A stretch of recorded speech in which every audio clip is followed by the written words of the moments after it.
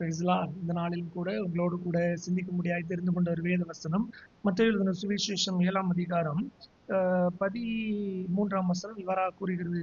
இடுக்கமான வாசல் வழியாக உட்பிரவேசியுங்கள். கேட்டுக்கு போகிற வாசல் விரிவும் வழி விசாலவுமாய் இருக்கிறது, அதன் வழியாய் பிரவேசிக்கிறவர் அநேகர்.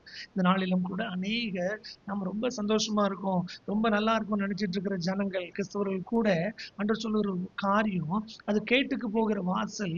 அது நீங்க நினைச்சதெல்லாம் நடக்கும். நீங்க என்னெல்லாம் கேட்டீங்களோ, கார் கட்டா கார் கிடைக்கும், வீடு கட்டா வீடு கிடைக்கும். ஏன்னா அது கேட்டுக்கு போகிற வாசல். அநேக இந்த நாட்களில பரிசுத்தம் என்னன்னு தெரியாம அநேக தங்களுடைய கெழுத்து கொண்டு தங்களை ஆபாசமாய் உடை அணிந்து கொண்டு ரொம்ப கேவலமான வாழ்க்கையை வாழ்ந்து கொண்டு இருக்கிறாங்க. அது கிறிஸ்துவ வாழ்க்கை அல்ல. கிறிஸ்துவை உடையவர்களாக வாழ்வது தான் கிறிஸ்துவ வாழ்க்கை.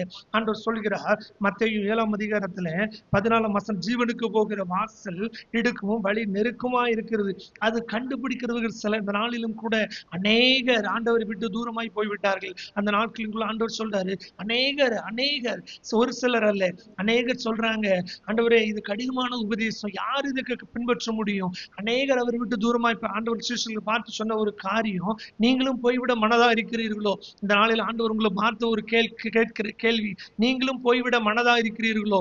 ஆண்டவருக்காய் சாட்சியாய் நிற்க நம்மால் அழைக்கப்பட்டவர்கள். இந்த நாளில அன்பான சத்தத்தை கேட்டுக்கொண்டிருக்கிற சகோதரனை சகோதரி, தாயை தகப்பனே, ஆண்டவர் உங்களை பார்த்து சொல்கிற ஒரு காரியம், அது இடுக்கமான வாசலா தான் இருக்கும். நீங்க போகிற வாழ்க்கை அது பரிசுத்தமா தான் ஜீவிக்கணும். நீங்கள் அநேகர் எப்படியோ வாழலாம். அநேகர் லிப்டிக்கு போட்டுட்டு கத்தருக்கு ஏற்ற வழி இல்லாதபடி அநேக கிழிஞ்ச ட்ரெஸ் போட்டுட்டு லாந்தலாம், முடிய விரிச்சு போட்டு பேய் மாதிரி லாந்தலாம். ஆனா ஆண்டவருடைய கத்தருடைய பிள்ளைகளே, ஆண்டவர் அழைத்த அழைப்பு, ஆண்டவர் உங்களுக்கு வைத்திருக்கிற திட்டம், உங்களை பார்க்கும்போது கிறிஸ்தவர்களா நீங்க தெரியணும். நீங்க பேய தெரியக்கூடாது, நீங்க கிறிஸ்தவர்களாய் தெரியணும். ஆண்டவர் சொல்லுகிற வார்த்தை, அது இடுக்கமான வாசல் வழியாய் பிரவேசிக்கிற சிலர் தான். அநேக பரிசுத்தவான்கள் நாட்களில் வாழ்ந்து சாரணோர்ஜி அம்மா அவங்களை போல பரிசுத்தமாய் ஆண்டவர் நிறைய டிபி விசுவாசிகள் பரிசுத்தமாய் வாழ்ந்து மறைந்திருக்கிறாங்க. இந்த நாட்கள் அப்படி இல்லாதபடி தன்னுடைய இஷ்டத்துக்கு தன்னுடைய ஆடம்பரத்துக்கு ஏற்றபடி பல லட்சங்கள் செலவழித்து பாட்டு பாடி வச்சு ஆராதனை செய்து சொல்ற பேர்ல அநேகரை வஞ்சித்து நரகத்துக்கு நேரா இழுத்து கொண்டு இருக்கிறாங்க.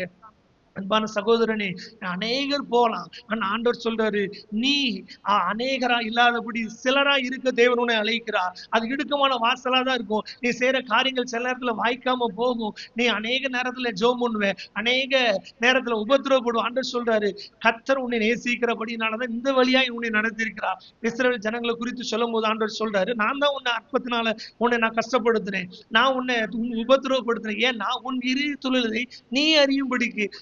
அநேக நேரத்துல நம்ம கூட இருந்து ஆண்டவருடைய வேதவசனம் கூறுகிறது, தேவனுடைய தீர்மானத்தின்படி அழைக்கப்பட்டவர்களா தேவனிடத்தில் அன்பு கூறுவதற்கு சகலமும் நன்மைக்கு எதுவாக நடக்கும். ஒரு வாழ்க்கையில நடக்கிற காரியங்கள் ஒருவேளை பிரச்சனையா தோணலாம், அநேக நேரத்துல உபத்திரம் வரலாம், பாடு வரலாம், துன்பம் வரலாம், நோய் வரலாம்.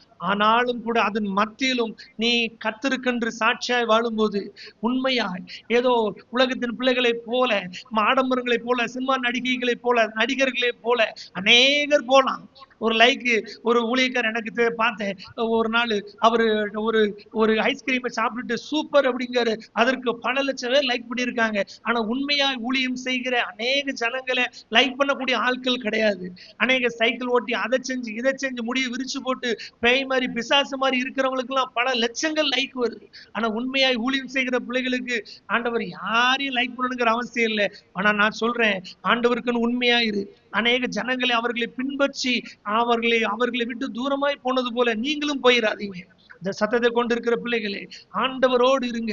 ஒருவேளை உங்களுக்கு இடுக்கமான வாசல் வழியா தான் இருக்கும், ஆனாலும் அதன் முடிவு நிச்சய ஜீவன் என்பது மறந்துடாதீங்க. பாவத்தின் சம்பளம் மரணம், மறந்துடாதீங்க. பாவத்தின் சம்பளம் மரணம். அந்த வழியாய் போகாதபடி நித்திய ஜீவனை பெற்றுக்கொள்ளும்படி நாம் அழைக்கப்பட்டு இருக்கிறோம். இந்த நாளிலும் கூட சத்தத்தை கேட்டுக்கொண்டு இருக்கிறவர்கள் நீங்களும் கூட இந்த நாளில், ஆண்டவரே எங்களை மன்னியும், உம்முடைய பாதையில எங்களை நடத்துங்க, நீர் நடந்த பாதையில நடத்த எங்களுக்கு பலன் தாங்கன்னு சொல்லி ஆண்டவர்கிட்ட சொல்லுங்க.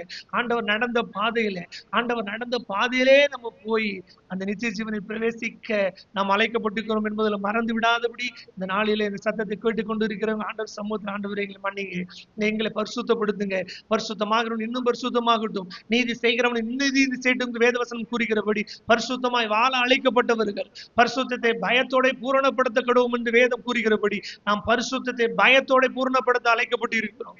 நம்முடைய பிள்ளைகளை வளர்க்குதல எல்லாவற்றிலும், ட்ரெஸ்ல, ஒவ்வொரு ஹேர் ஸ்டைல, ஒவ்வொரு காரியத்துல பரிசுத்தமாய் பரிசுத்தமாய் வாழ்ந்து ஆண்டவருடைய சித்தத்தை, ஆண்டவருடைய ராஜ்யத்தை கெட்ட நம்ம அழைக்கப்பட்டவர்கள். நம்ம பார்க்கும்போது சொல்லணும், இவர்கள் தேவனுடைய பிள்ளைகள், இவர் கிறிஸ்தவர்கள் என்பதை அறிக்கை பணிகளாக காணப்படுது. அப்படிப்பட்ட வாழ்க்கை வாழ இந்த நாளில் நீங்க ஒப்பு கொடுங்க. கர்த்தர் நிச்சயமா உங்களை ஆசீர்வதித்து வழி நடத்துவார். உங்கள் மூலமாய் கர்த்தர் பெரிய காரியங்களை செய்வார். கர்த்தர் உங்களை ஆசீர்வதிப்பார். உங்கள் பிள்ளைகளை கர்த்தர் ஆசீர்வதித்து வழி நடத்துவார். God bless you. Amen.